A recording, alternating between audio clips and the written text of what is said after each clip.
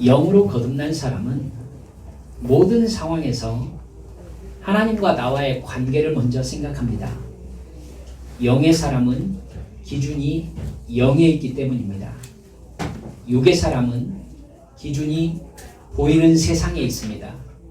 영의 사람은 기준이 보이지 않는 하나님께 있습니다. 그렇기 때문에 무엇인가를 결정하고 내가 어떻게 행동해야 될 것인지를 생각해야 될 때에 영의 사람들은 언제나 하나님을 먼저 생각하고 하나님과 나와의 관계를 먼저 생각합니다. 삼각형 구도를 여러분들께 말씀드린 기억이 납니다. 영의 사람은 해결하기 어려운 상황이 생기거나 어떤 결정을 해야 될 상황이 생겼을 때에 먼저 상황 안으로 들어가기 전에 하나님을 바라봅니다. 그래서 하나님의 시각을 얻으려고 노력합니다. 성령의 지혜를 구하죠. 영적 분별의 은혜를 구합니다. 이 상황이 영적으로 어떤 의미가 있는지를 나에게 가르쳐 주시라고. 집중해서 하나님의 관점을 얻으려고 노력하는 것입니다.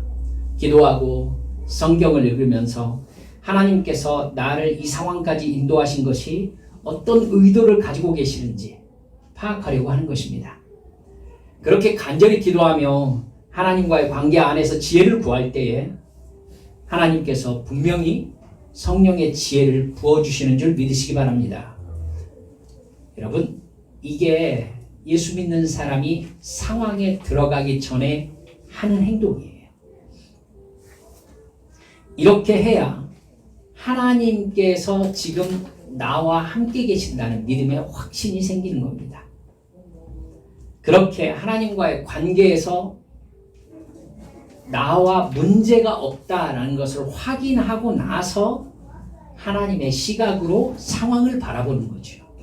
그러니까 상황 안으로 들어가기 전에 먼저 하나님의 시각을 확보하고 하나님의 시각으로 상황을 바라보는 것입니다. 그러면 이 상황에서 내가 무엇을 해야 되는지를 분별할 수 있게 되는 거죠. 그리고 상황이 진행되면서 하나님의 뜻이 어떻게 드러나는지를 영적인 관점을 가지고서 살펴보게 되는 것입니다.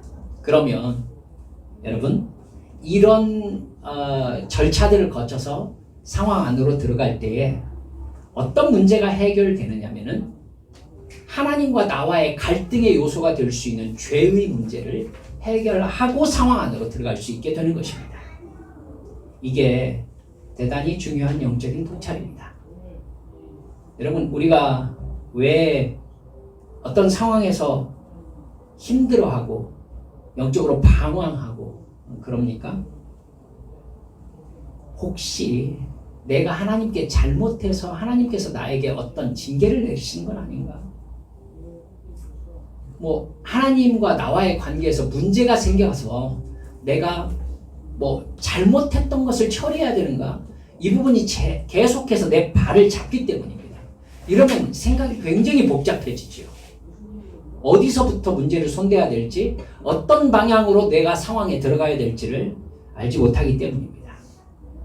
여러분, 상황이 발생했을 때 그렇기 때문에 하나님의 사람들은 교회에 나와서 기도 먼저 하는 것입니다. 무릎 먼저 꿇는 것이죠.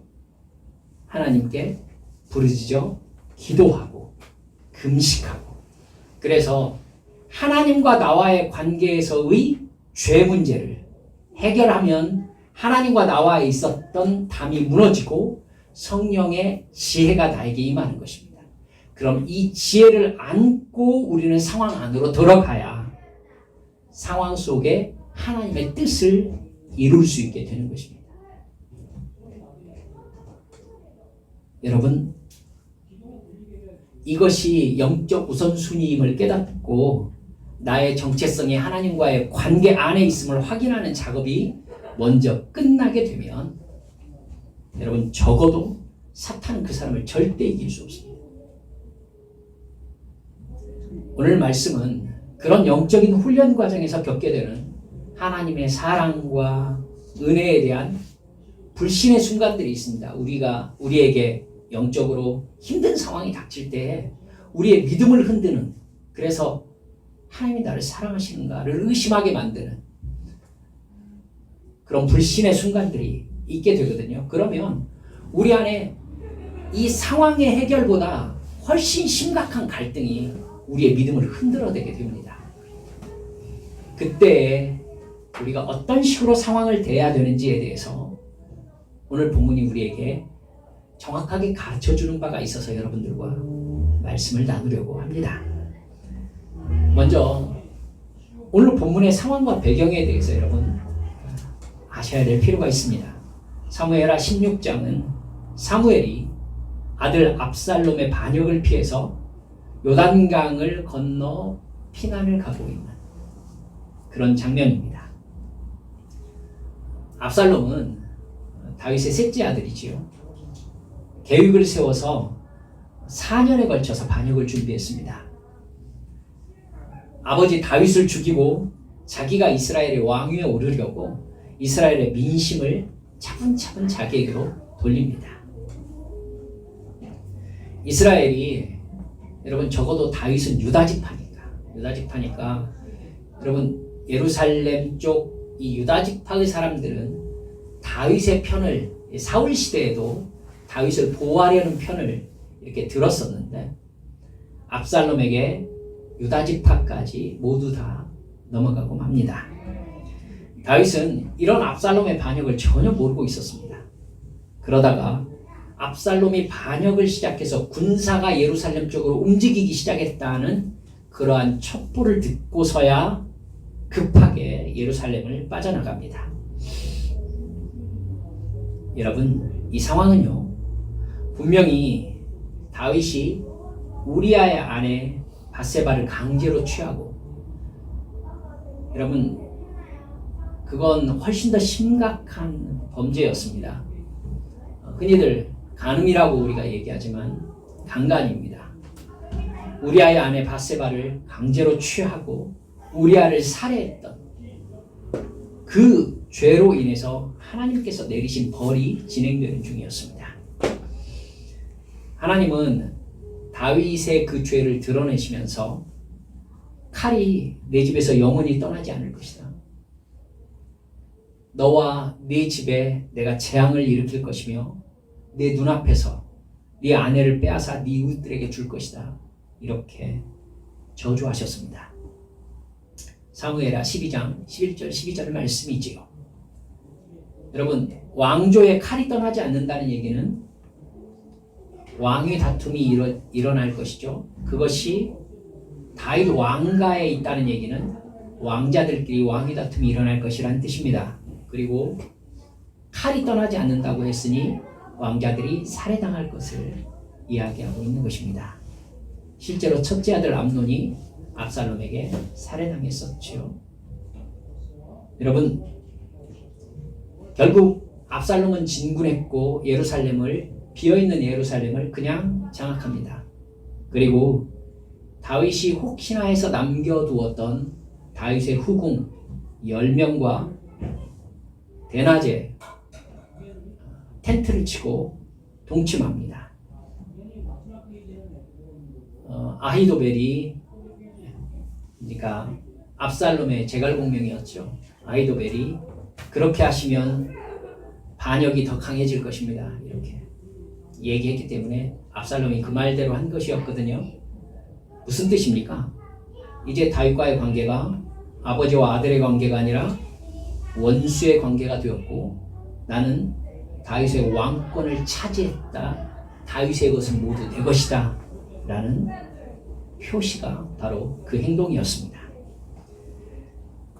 하나님은 다윗과의 관계에서 말씀하신 저주의 약속을 그대로 지키며 실행하고 계신 것입니다.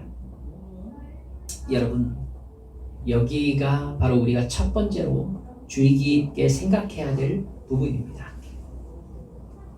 여러분, 성경에서 우리가 잊지 말아야 되는 것이 언약의 법칙이라는 거예요. 언약의 법칙. 언약은 계약과 다릅니다. 계약은 둘의 이익을 두고 서로 조건을 정해서 약속을 정하지 않습니까? 그 이익 조건이 무너져가지고 혹시 계약을 지킬 수 없게 되면 어떻게 합니까? 위약에 대한 배상을 하고 계약을 끝낼 수 있습니다. 그렇죠? 근데 성경에 나오는 언약의 개념은요, 그렇게 서로의 이익을 위한 계약이 아닙니다. 히브리어로 언약을 베리트라고 합니다. 베리트, 결박이나 구속, 강제적인 의무라는 뜻을 가지고 있습니다. 언약은, 성경에서 나오는 언약은 둘의 생명을 걸고 하는 맹세입니다. 생명을 걸고 서로 맺은 약속을 지킨다는 의미예요. 그 약속이 깨지면요, 죽음입니다. 그러니까 약속을 어긴 쪽을, 약속을 어기지 않은 쪽이 죽이는 겁니다. 그래서 언약에는 죽음을 상징하는 피 흘림이 따라다녔습니다. 창세기 15장에서 보면 하나님께서 아브라함과 언약식을 하는 장면이 나옵니다. 하나님은 아브라함에게 3년 된 암소와 암염소와 순양과 산비둘기와 집비둘기 새끼를 가져오라고 말씀하십니다. 여러분, 이건 재물이 아니에요. 재물이 아니라 언약식에서 죽음을 상징하는 장치입니다. 아브라함은요, 비둘기를 빼고 나머지 암소와 암염소와 순양을 쪼갰다고 나와요. 쪼갰다. 그건 여러분, 몸을 반으로 쪼개는 것을 의미해요. 그래서 벌려놓았다라고 나옵니다. 몸을 쪼개서 벌려놓은 거예요. 창세기 15장 17절을 보면 해가 져서 어두울 때에 연기 나는 화로가 보이면서 타는 횃불이 쪼갠 고기 사이로 지나갔다, 이렇게 말씀하고 있습니다. 하나님과 언약이 맺어진 것입니다. 하나님은 그 언약식을 하시면서 아브라함 개인의 인생에 대한 약속을 하시고 아브라함의 후손에게 주실 땅에 대한 약속을 하십니다. 하나님께서 아브라함에게 베푸실 언약에 대한 약속과 아브라함이 하나님을 섬기는 종이라는 관계에 대한 약속을 확실히 하신 것입니다. 이 약속이 어겨지면 어떻게 되는 거라고요? 이 약속이 어겨지는 순간 타는 횃불이 쪼갠 고기 사이로 지나가듯이 어긴 쪽이 쪼갠 고기가 되기로 하는 겁니다. 이게 언약이에요. 약속을 어기면 내가 쪼갠 고기처럼 될 것이다. 이 언약이 하나님과 아브라함 사이에 맺어진 언약이었던 겁니다. 여러분, 그때는 사람끼리도 그렇게 언약을 맺었습니다. 짐승을 죽여서 벌려놓거나 그렇지 않으면은 오른팔이나 오른손에서 피를 흘렸습니다. 그래서 서로의 몸에 피를 흘려서 이 언약에 대한 흉터를 서로가 가지고 있는 겁니다. 언약을 깨뜨리면은 깨뜨린 사람이 피를 흘리며 죽게 된다는 표시입니다. 그리고 그것도 모자란다라고 생각할 때에는 절대자를 증인으로 세웁니다. 창세기 31장 43절에서부터 보면 여러분 읽으셨죠? 야곱이 라반과 서로 언약을 맺는 장면이 나옵니다. 야곱이 라반의 집에서 도망쳤을 때 라반이 3일길을 추격해 오잖아요. 서로 이제 서로 언약을 맺는 장면이 나오는데 그건 불가침 조약이었어요. 너는 여기서 이리 넘어오지 말아라. 나는 여기서 그쪽으로 넘어가지 않겠다. 여러분, 거기에 돌무더기를 쌓고요. 갈르엣, 증거의 무더기란 뜻입니다. 갈르엣이라고 이름을 짓지요. 그리고 이렇게 말합니다. 우리가 서로 떠나 있을 때 여호와께서 너와 나 사이를 살피시옵소서. 우리의 맹세에 대해서 증인이 누구라고요? 여호와 하나님을 세운 것입니다. 하나님 앞에서 한 맹세이기 때문에 그 누구도 깨뜨릴 수 없는 약속이 된 것입니다. 그리고 그렇게 언약을 맺은 둘은요, 그 다음부터 친구와 벗이 됩니다. 아브라함 역시 하나님과 언약을 맺고 하나님의 벗이라는 칭호를 받았습니다. 역대하 20장 7절에 하나님의 벗 아브라함 이렇게 나옵니다. 그렇게 언약을 맺은 둘은 서로 만찬을 나누면서 먹고 마셔요. 그것이 언약의 효력이 지금부터 시작된다라는 표시입니다. 여러분, 이삭과 블레셋 왕 아비멜렉의 언약 기억하고 계신가요? 이삭의 세력이 강해지니까 블레셋 왕 아비멜렉이 군대장관 비골과 함께 찾아오잖아요. 그래서 너하고 나하고 불가침 조약을 맺자. 얘기하니까 이삭이 왜 우리 쫓아내놓고 네가 와가지고 이러냐 얘기한 다음에 서로 불가침 조약을 맺는단 말이죠. 여러분, 거기에서 역시 이삭이 그 아비멜렉과 비골에게 음식을 대접하는 것을 볼 수 있습니다. 여러분, 십계명 계약도 하나님과 이스라엘 사이에 맺어지면서 하나님께서 시내산 꼭대기로 이스라엘의 장로들을 불러올리죠. 그래서 그곳에서 하나님과 먹고 마시는 것을 볼 수 있습니다. 언약의 효력이 그 만찬을 기점으로 해서 시작되는 것입니다. 그 장소에 기념비를 세우는 경우도 있습니다. 마치 여러분 언뜻 결혼 예식을 상징하는 것 같은 느낌이 들죠. 언약이 체결되면 두 당사자가 살아있는 한 어떤 상황에서도 유효했습니다. 여러분, 예수님의 십자가 대속의 죽음으로 우리와 하나님은 새 언약을 맺었습니다. 예수 그리스도께서 십자가에서 흘리신 피와 죽음은 죄로 인해서 영원한 지옥의 죽음을 당해야 하는 나를 대신해서 흘리신 피이고 죽음입니다. 나를 대신해서 피 흘려 죽으셨다는 것은 곧 내가 피 흘려 죽었다는 의미입니다. 그러니까 십자가에서 예수 그리스도께서 피를 흘리셨고 그 피는 곧 나의 피이기도 한 겁니다. 나도 죽은 거니까요. 예수님의 죽음으로 죄의 결과는 사망이다 라는 율법의 요구가 충족되었습니다. 예수님이 나의 죄를 대신해서 죽으셨으니까 이제 그 사실을 믿는 사람들은 죄의 값으로 죽음이라는 대가를 치르지 않아도 된 것입니다. 이제 예수 그리스도를 믿는 나는 하나님의 자녀로 입양됩니다. 천국의 영생을 받습니다. 이제 구약시대 사람들처럼 내 죄를 대신해서 소와 양과 비둘기가 피를 흘리지 않아도 됩니다. 이제 다시는 죄를 위한 피 흘림의 제사를 드릴 필요가 없습니다. 예수님의 십자가의 피 흘리심과 죽음으로 하나님과 새 언약이 맺어진 것입니다. 예수님의 대속의 죽음이 나의 죽음임을 진정으로 믿는 사람은 죄가 없다는 무죄 선고를 받습니다. 예수님의 대속의 죽음과 부활을 믿은 다음부터는 내가 죄를 지었다고 하나님 앞에 고백하는 행위가 예수님의 십자가 대속의 피 흘리심과 죽으심을 의지한다는 표시가 됩니다. 그래서 내가 죄를 지었습니다. 내가 그 죄를 다시는 짓지 않겠습니다. 라고 하나님 앞에 약속하는 순간 내가 지은 죄는 사함을 얻는 것입니다.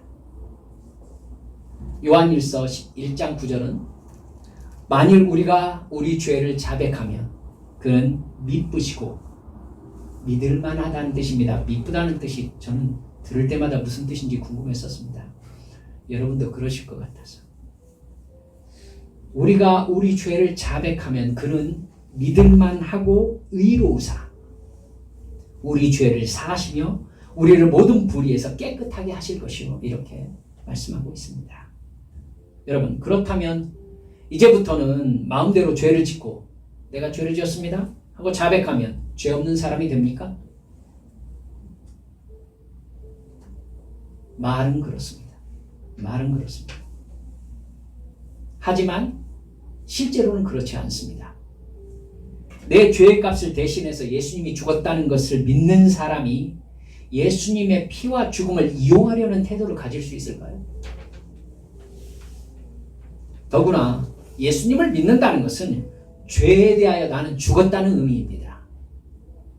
그런데 그 사람이 이제 나는 마음대로 죄를 지어도 지옥은 안 가네, 이런 생각을 할 수가 있습니까? 그렇게 설교하시는 분의 설교를 제가 들었기 때문에 여러분께 이렇게 강조해서 말씀을 드립니다. 우리는 지옥에 가고 싶어도 못 갑니까? 우리 그렇게 살지 말자고요.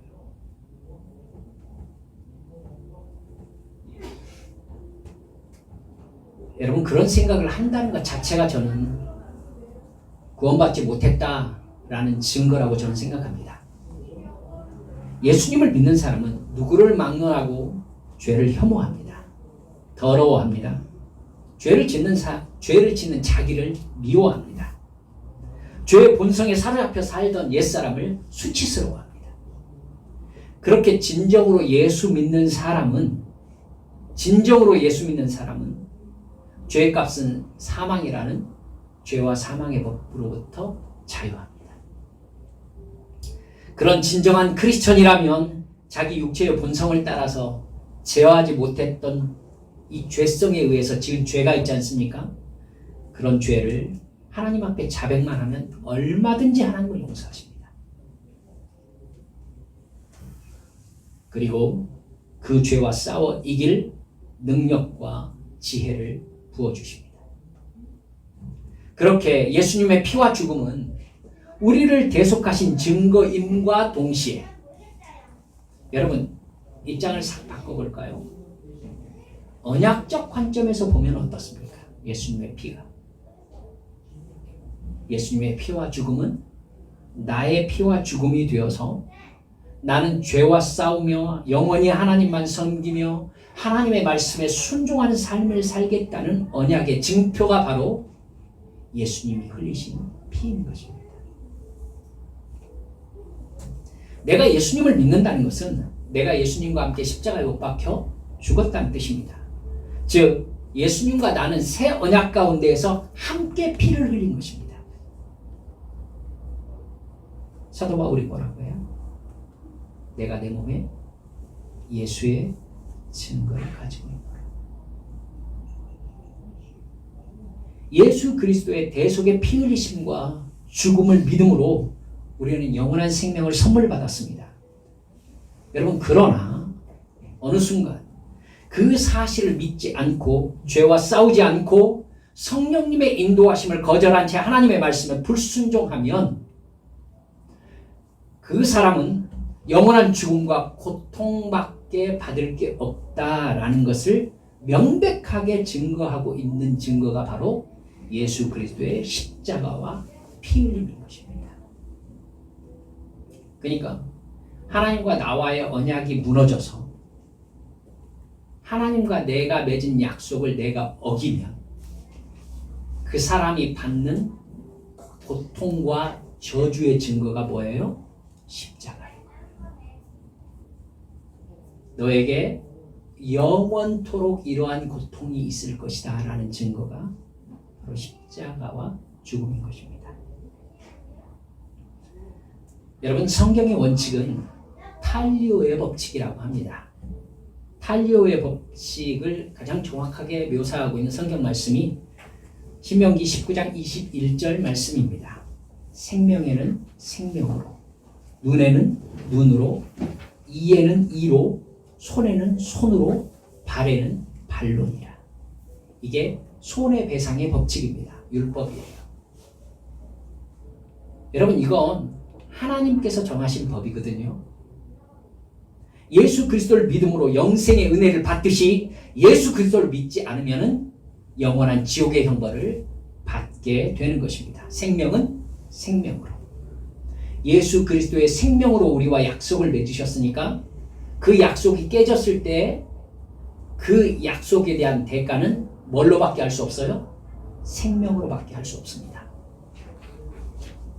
돈으로 할 수 없습니다. 이 법칙은 성경에서 거의 일관되게 적용되고 있어요. 여러분, 이제 본문에서 왜 이러한 일이 일어나고 있는지를 이해하셨을 것입니다. 다윗이 우리아의 아내를 취하고 우리아를 죽인 행동에 대해서 하나님은 사무엘하 12장 9절에서 이렇게 말씀하십니다. 어찌하여 네가 여호와의 말씀을 업신여기고, 중요한 부분입니다. 여러분, 하나님과 다윗이 언약을 맺었는데 이 언약이 무너진 것은 하나님을 업신여긴 것이 되죠. 하나님은 말씀이라고 하셨는데 하나님의 말씀을 업신여긴 것, 하나님을 업신여긴 것입니다. 어찌하여 네가 여호와의 말씀을 업신여기고 나 보기에 악을 행하였느냐? 네가 칼로 햇사람 우리아를 치되 암몬 자손의 칼로 죽이고 그의 아내를 빼앗아 네 아내로 삼았도다. 여러분, 따라서 다윗이 강제로 타인의 아내를 빼앗았듯이 다윗이 자기 아내를 빼앗긴 것입니다. 다윗이 우리아를 죽였듯이 다윗의 아들들이 죽습니다. 하나님은 다윗과 사무엘하 7장에서 언약을 맺었습니다. 하나님이 다윗의 하나님이 되시고 다윗은 하나님만을 섬기고 순종하는 종이 되겠다는 언약이었습니다. 그 언약이 깨졌음을 지적하는 것이죠. 그러나 하나님께서 회개하는 다윗을 보시고 다윗을 죽이지는 않겠다라고 말씀하셨습니다. 여러분, 그 말을 굳이 하나님께서 하셨던 이유를 이해하셔야 합니다.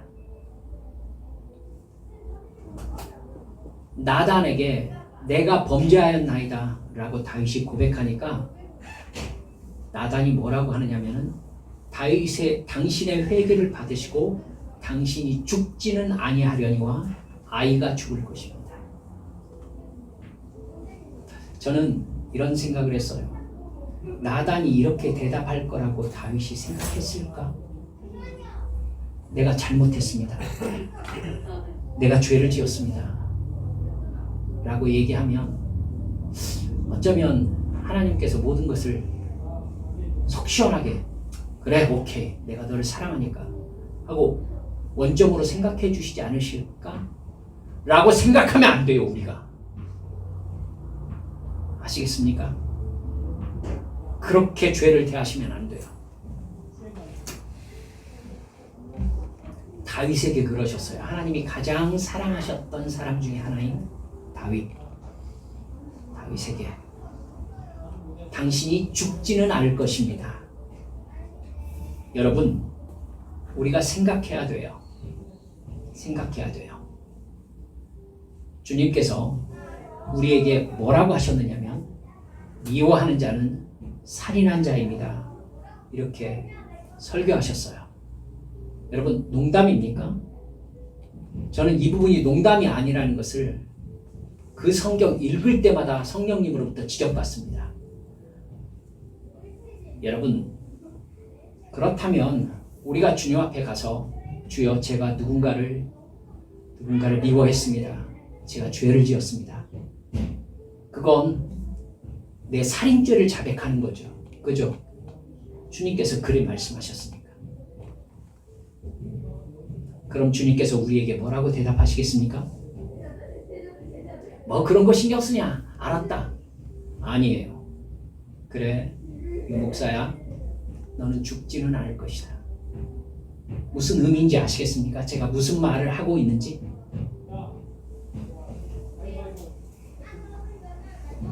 다윗은 왕이었어요. 하지만 그 왕에게 하나님이 내리시는 추상 같은 말씀은 그래, 너의 회개가 진실하니 너를 죽이지는 않겠다. 하지만 하나님의 원수 사탄으로 하여금 하나님을 비방할 거리를 제공했으니 밧세바가 낳은 아이가 죽을 것이다. 여러분, 우리 삶에서 하나님의 말씀을 업신여기고 예수님의 피로 맺어진 새 언약을 업신여기는 상황을 우리가 얼마나 자주 저지르고 있는지 돌아보시기 바랍니다. 다윗이 왕권에 취하니까 하나님과 맺은 언약의 무게가 가벼워지고 있어요. 그래서 그 죄를 저지른 것입니다. 우리가 예수님을 맨 처음 만났을 때에 예수님께서 나를 위하여 피 흘리신 그 십자가의 죽음은 이 세상에서 가장 무거운 무게를 가지고 있었습니다. 그런데 우리가 세상살이 살면서 적당히 세상과 어울려 살면 구원의 무게, 십자가의 피 흘리심의 무게가, 그 언약의 무게가 점점 가벼워집니다. 그래서 내 이익을 위해서 결국 하나님과의 언약을 어깁니다. 그리고 그것을 문제라고 생각하지 않습니다. 그것이 문제임을 하나님께서 우리에게 어떻게 가르쳐 주십니까? 고통과 고난을 통해서 가르쳐 주시는 것이죠. 그때 주님 앞에 나가서 주님, 제가 잘못했습니다. 주님이 용서하셨다는 증거가 뭐겠습니까? 네가 죽지는 않을 것이다. 하지만 하나님의 원수 사탄으로 하여금 너를 두고 하나님을 비방할 거리를 사탄에게 제공하였으니 내가 너에게 준 어려움 속에 당분간 좀 있어줘야 되겠다. 네가 너의 죄의 무게가 어떠한 것인지를 적어도 깨닫고 그 상황에서 나올 수 있어야 되지 않겠니? 하나님의 말씀 받아들일 수 없습니까? 저에게 그렇게 말씀하셔서 저 역시 그 속에 있었습니다. 여러분, 은혜 아니면 우리는 영원한 지옥 속에서 멸망당해야 될 사람들입니다. 믿으시기 바랍니다.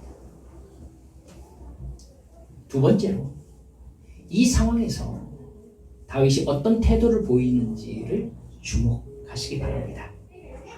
지금 제가 방금 말씀드린 이 이야기를 다윗은 알고 있어요. 이 일이 왜 발생했는지도 알고 있어요. 다윗은 아들에게 배신당해서 왕궁에서 쫓겨나 요단강을 건너가려고 합니다. 다윗이 수행하는 사람들과 그야말로 도망을 가는 중이었습니다. 근데 여러분, 베냐민 지파 중에서 사울 왕의 친족 시므이라는 사람이 나타납니다. 여러분, 이스라엘에서 왕의 족속이잖아요. 베냐민 지파가 사울 왕의 족속이었잖아요. 그러니까 왕이 배출된 족속이었기 때문에 베냐민 지파가 가지고 있는 자존심이 있었어요. 유다 지파로 왕권이 넘어갔잖아요. 그러니까 사울 왕의 친족 베냐민 지파 사람이 나와가지고 시므이라는 사람이었죠. 다윗 왕과 신하들에게 먼지와 티끌을 날리면서 돌을 던지기 시작합니다. 다윗을 저주하죠. 7절에 보니까 피를 흘린 자여, 사악한 자여, 가거라 가거라. 사울의 족속의 모든 피를 여호와께서 네게로 돌리셨다. 네가 지금 이 일을 당한 까닭은 네가 베냐민 지파 사울을 대항한 죄값이다. 이렇게 저주를 한 것입니다. 아비새가 다윗에게 얘기하죠. 아비새가 무예가 이스라엘에서 가장 뛰어난 사람 중에 한 사람입니다. 아마 거칠게 얘기했을 것입니다. 왕이시여, 가서 모가지를 베어버릴까요? 모두를 신경이 아주 날카로워 있는 상태 아니겠습니까? 그때 여러분, 다윗의 마음은 오죽했겠어요. 다윗이야말로 신경이 곤두설대로 서 있는 거죠. 여러분, 이 상황이 어떻게 펼쳐질지, 앞으로 어떻게 되어갈지 다윗은 알고 있어요. 왜냐하면 하나님께서는 다윗 왕조의 영원함을 다윗에게 약속하셨거든요. 근데 자기 아들이 자기를 쫓아냈어요. 그럼 하나님께서 자기 아들을 죽이시기로 마음먹은 것을 다윗이 감지를 하고 있죠. 지금 얼마나 신경이 곤두서 있겠습니까? 더구나 다윗은 압살롬을 되게 좋아했어요. 그의 이름부터 그렇지 않습니까? 아브살롬입니다. 한국말로 압살롬이라고 하면서 목사님들이 웃으시던데 좀 그런 좀 알았으면 좋겠어요. 아브는 아버지란 뜻입니다. 살롬은 평화입니다.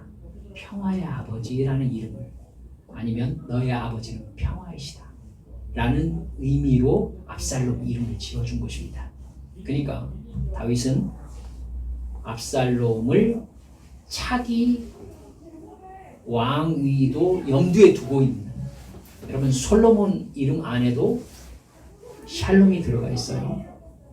그러니까 다윗은 자기가 전쟁으로 세운 나라이기 때문에 평화를 이룰 아들에 대한 생각이 있었단 말입니다. 근데 셋째가 압살롬인 거예요. 여러분, 그러니까 여러분 얘기를 다 아시니까 전쟁에서 결국 압살롬이 죽잖아요. 그때 이스라엘의 군대 앞에서 압살롬의 군대와 싸운 자기 군대잖아요. 근데 거기 앞에서 다윗이 대성통곡을 하죠. 그러면서 압살롬아, 압살롬아, 내 아들 압살롬아, 차라리 내가 너를 대신해 죽었으면 좋았을 것을. 대장군 요압이 승질 내죠. 지금 무슨 짓입니까 지금? 왕이시여, 그럼 우리가 다 죽고 압살롬이 이겼으면 왕이 좋아했을 것 같네요. 말이 맞죠.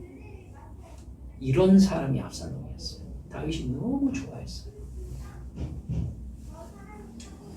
첫째 아들 암논을 죽였는데도 압살롬을 처치를 못하잖아요. 다윗이.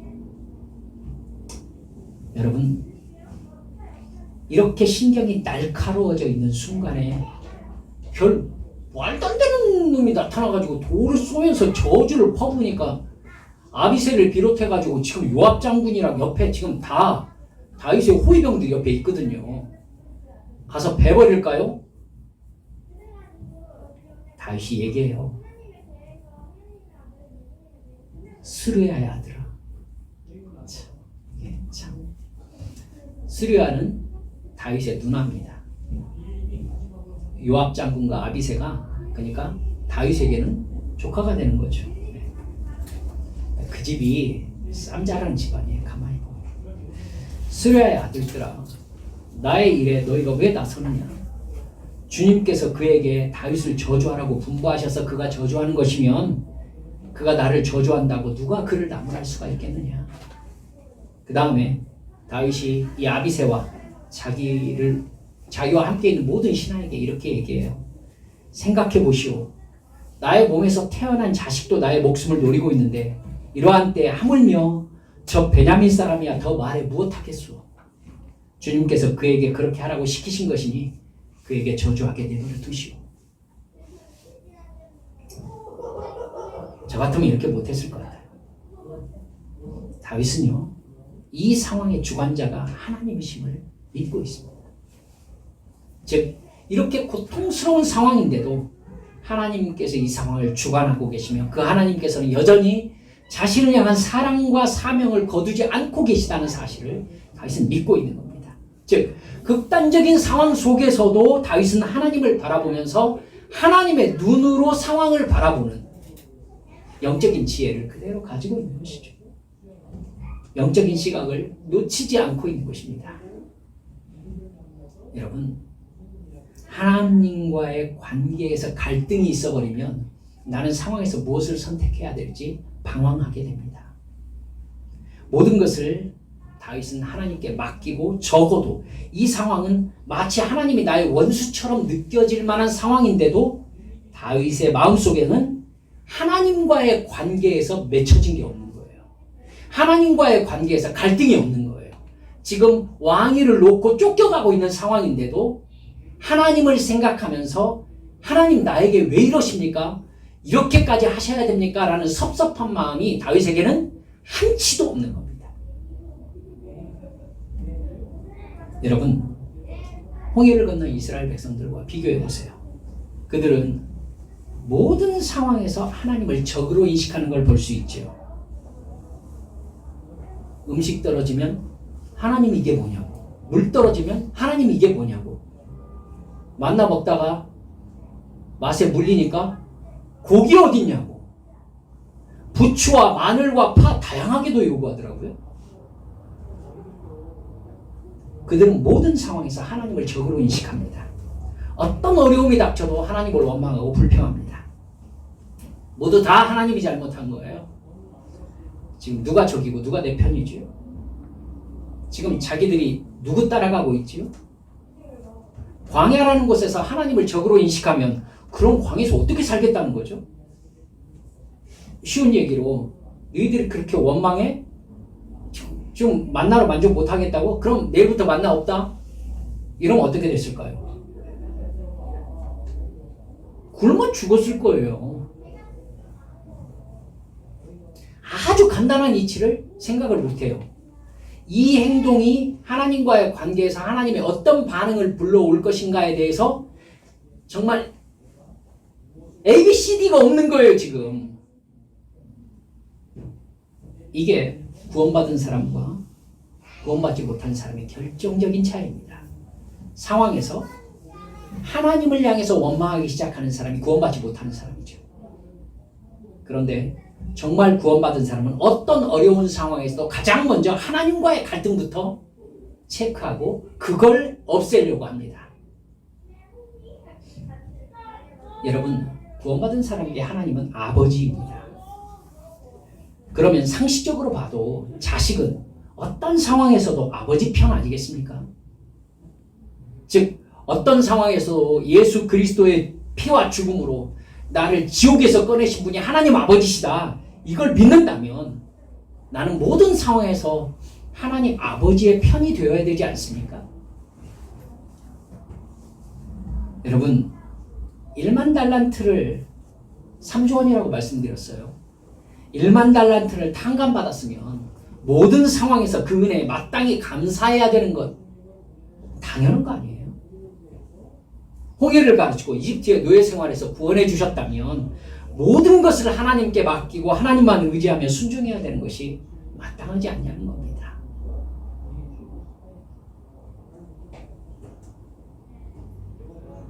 나는 어떻습니까? 내가 어려운 가운데 취하는 행동을 한번 살펴봅시다. 내 행동은 다윗처럼 성령의 감동하심으로 영으로 상황을 파악하고 하나님과의 갈등이 될 만한 내 감정과 생각을 제거하는 걸 먼저 하고 있습니까? 아니면 이스라엘 백성들처럼 하나님 나에게 왜 이러시느냐고 원망과 불평부터 합니까? 두 번째 사람이라면 확실히 구원받은 사람이 아닙니다. 이스라엘 백성들은 홍해를 건넜음에도 불구하고 가나안에 들어가지 못하고 광야에서 죽었습니다. 그들의 아버지는 하나님을 공격하는 사탄이었습니다. 이스라엘 백성들의 아버지는 하나님이 아니라 사탄이었어요. 그들은 사탄이 준 죄의 본성의 입장에서 상황을 파악하고 하나님의 사랑을 의심하고 하나님의 능력을 업신여기고 원망과 불평을 쏟아냈습니다. 혹시 하나님께서 어려움 가운데서 내 행동과 말과 생각을 보시면 너 지금 그 상황에서 내 자식으로 나한테 말하는 거냐, 아니면 사탄의 입장에서 나한테 얘기하는 거냐 물어보고 싶지 않으실까요? 어려운 일이 발생하면요 하나님하고 싸우는 사람들이 있어요.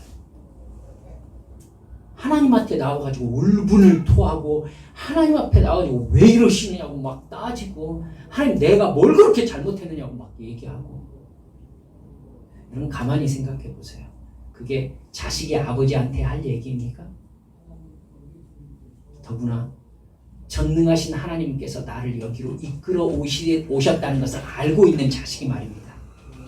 사실 그 얘기는 사탄이 하나님을 대적하는 얘기 아닙니까? 틀렸나요? 하나님 나에게 왜 이러시냐고, 하나님 나 사랑하는 거 맞냐고. 사탄의 얘기죠. 여러분 어려운 일을 당하면 하나님께 따지는 것이 하나님의 자녀가 할 일은 아니라는 생각이 듭니다. 하나님의 변함없는 사랑을 정말로 인식하고 있다면 어려운 일을 당했을 때 여러분 오히려 이 상황을 하나님과 원수되게 끌어가려고 하고 있는 사탄을 향해서 마귀를 향해서 전쟁태세를 갖추는 것이 마땅한 거 아니겠습니까? 하나님은 분명히 사랑의 의미를 담아서 이 일이 일어나도록 허락하셨을 것을 우리는 믿고 있습니다. 그렇다면 나는 이 상황 속에 있는 하나님의 뜻을 발견하고 그 사랑에 응답하면 됩니다. 분명히 그 안에는 나의 죄성과 싸워 이겨야 될 죄의 습관이 들어있습니다. 분명히 다윗이 당한 어려움 안에는 다윗이 싸워야 될 죄와 죄의 습관이 들어있는 것과 같습니다. 여러분 그것을 틈타서 사탄이 내 마음을 잡아가려고 합니다. 어떻게 해요? 봐라, 하나님은 너를 사랑하지 않는다. 지금 이 상황 어떻게 해석할래? 진짜 하나님이 너 사랑하는 거 맞냐? 이럽니다. 여러분 그 계략에 빠지면 반드시 하나님을 원망하게 됩니다. 근데 그 계략에 빠지지 않고 하나님 앞으로 나아가서 울며 기도하며 회개 먼저 하는 사람은 성령의 감동하심에 붙잡혀 하나님과 나와의 갈등을 먼저 해결할 수 있게 되는 것입니다. 그리고 그 죄와 싸우게 되는 것이죠. 그래서 그 죄를 지은 내가 예수님과 함께 십자가에서 못 박혀 죽었음을 입으로 시인합니다. 하나님과 예수님 피와 죽음으로 맺은 언약 다시 생각합니다. 그렇게 내 옛사람을 다시 죽이면 주님께서 나를 새 사람으로 부활시키는 것입니다. 이게 거듭난 생명입니다. 이건 끊임없이 계속되는 이 세상에서 경험하는 성령 충만입니다. 이게 하나님의 사랑입니다. 즉 내가 따지고 저항해야 될 대상은 하나님이 아니라 이 상황이 가능하게 했던 나 자신의 죄와 그 죄로 나를 유혹하고 사냥하려 한 사탄인 것입니다. 그 죄를 지으려고 하는 나를 십자가에 못 박아 다시 죽여야죠. 그리고 내가 예수님과 함께 죽었음을 다시 확인하는 것입니다. 성령님께 나를 맡기고 의지하는 것입니다. 그렇게 죽었을 때에 하나님이 나를 새 생명으로 다시 재창조하시고 부활시키시는 것입니다. 이게 영생 속에서 사는 성령 충만한 삶입니다. 새 생명 속에 사는 한빛 가족인 것입니다. 말씀을 마칩니다. 여러분, 나는 어떤 상황 속에서도 하나님 편입니까? 아버지 하나님 편입니까? 예수 그리스도의 피로 맺은 이 언약이 나의 인생에서 어떤 무게를 가지고 나와의 관계를 맺고 있습니까? 여러분 점검하십시오.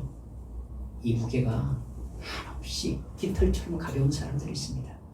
쉽게 죄짓고 쉽게 회개하고 쉽게 잊어버리고. 그래서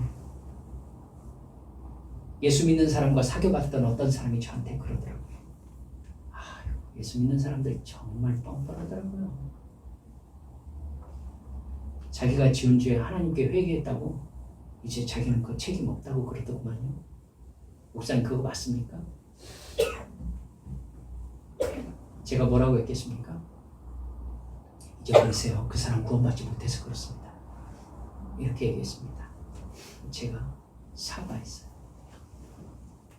사랑하는 여러분들, 쉽게 죄짓고 쉽게 용서받는 기독교 사기입니다. 죄의 무게를, 예수 그리스도의 십자가 피의 무게를 이 세상에서 가장 무겁게 인식하시는 우리 한빛교회 성도들 되어주시기를 주 예수님의 이름으로 축원합니다. 이 시간 주님 앞에 함께 기도합시다.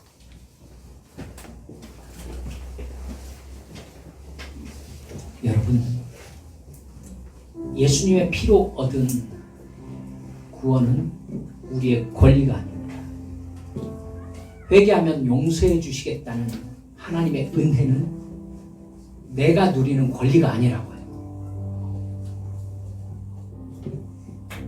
그 앞에 나아갈 때마다 나의 죄를 대속하시려고 십자가에서 피 흘리신, 채찍에 맞을 때 울렸던 예수님의 비명소리가 우리 가슴에 울려 퍼져야 합니다. 못이 손을 파고 들어가고 발에 못이 박힐 때 예수님이 느끼셨을 그 고통이 죄를 회개하는 내가 느껴야 될 고통인 것입니다. 그 마음으로 우리는 죄와 싸우고 회개하러 갈 때마다 이 죄 가운데 빠졌던 나를 부끄러워할 줄 알아야 됩니다.